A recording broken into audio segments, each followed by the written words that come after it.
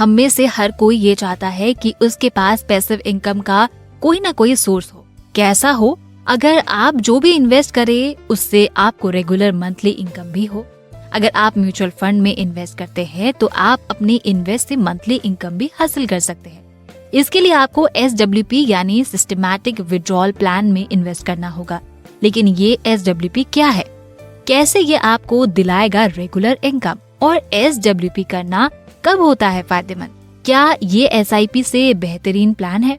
ऐसे ही कुछ सवालों के जवाब आपको इस वीडियो में देने की कोशिश की है। लेकिन पहले सबसे काम की बात, अगर आप शेयर मार्केट में पैसा इन्वेस्ट करना चाहते हैं और अभी तक आपके पास डीमैट अकाउंट नहीं है तो अब आप ज़ीरोधा में फ्री में डीमैट अकाउंट ओपन कर सकते हैं। तो आज ही इस वीडियो के डिस्क्रिप्शन में दिए हुए लिंक से फ्री में डीमैट अकाउंट ओपन करें। तो चलिए शुरू करते हैं। सिस्टमैटिक विड्रॉल प्लान SWP एक तरह की फैसिलिटी है। इसके जरिए इन्वेस्टर एक fixed amount mutual fund scheme से वापस पाते हैं। कितने टाइम में कितना पैसा निकालना है ये ऑप्शन खुद इन्वेस्टर ही चुनते हैं। वे मंथली या क्वार्टरली बेसिस पर ये काम कर सकते हैं। वैसे रेगुलर मंथली इनकम ज्यादा पॉपुलर है। इन्वेस्टर चाहे तो केवल एक फिक्स्ड अमाउंट निकाले या फिर चाहे तो वे इन्वेस्ट पर कैपिटल गेन्स को निकाल सकते हैं। दोस्तों, ये न सिर्फ रिटायर्ड लोगों के लिए फायदेमंद है बल्कि उन लोगों के लिए भी अच्छा है जो रेगुलर इनकम चाहते हैं। सिस्टमैटिक विड्रॉल प्लान के सही इस्तेमाल के लिए प्लानिंग जरूरी है।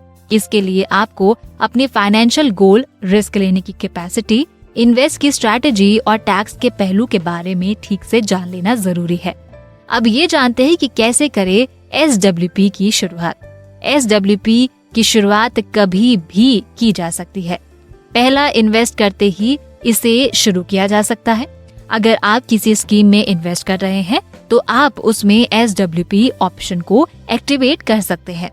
कभी भी रेगुलर कैश फ्लो की जरूरत के लिए इसे शुरू किया जा सकता है।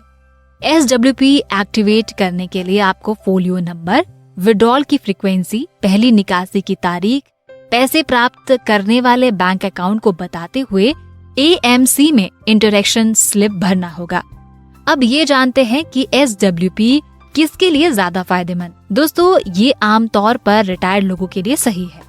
ऐसे लोग भी SWP शुरू करने के बारे में सोच सकते हैं जो रिटायरमेंट के करीब है। अगर किसी इन्वेस्टर के पास बड़ा फंड है तो वो SWP शुरू कर सकता है।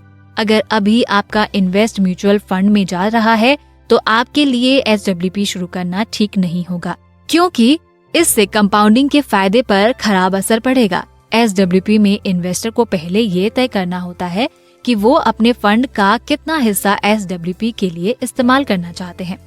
अगर किसी इन्वेस्टर के मार्केट की अलग अलग साइकिल में इन्वेस्ट किया है तो वो लॉन्ग टर्म में 13 to 14% ग्रॉस रिटर्न की उम्मीद कर सकता है। अगर आप सालाना 8 to 9% पैसा विड्रॉ करते हैं तो भी आपके पास अपने कैपिटल को बनाए रखने और उसकी ग्रोथ जारी रखने की गुंजाइश है। आपको सिर्फ अपना इन्वेस्ट बनाए रखना है, साथ ही आपको उतना ही पैसा निकालने की जरूरत है जो आपके फंड के लिहाज से सही है। अब ये जानते हैं कि SWP और SIP में फर्क क्या है। SIP में हर महीने फिक्स्ड अमाउंट आपके अकाउंट से कट जाती है। अकाउंट से कटी राशि म्यूचुअल फंड में इन्वेस्ट के लिए की जाती है, जबकि SWP में निर्धारित अमाउंट आपके बैंक खाते में आ जाती है। SWP की राशि म्यूचुअल फंड यूनिट बिकने से आती है।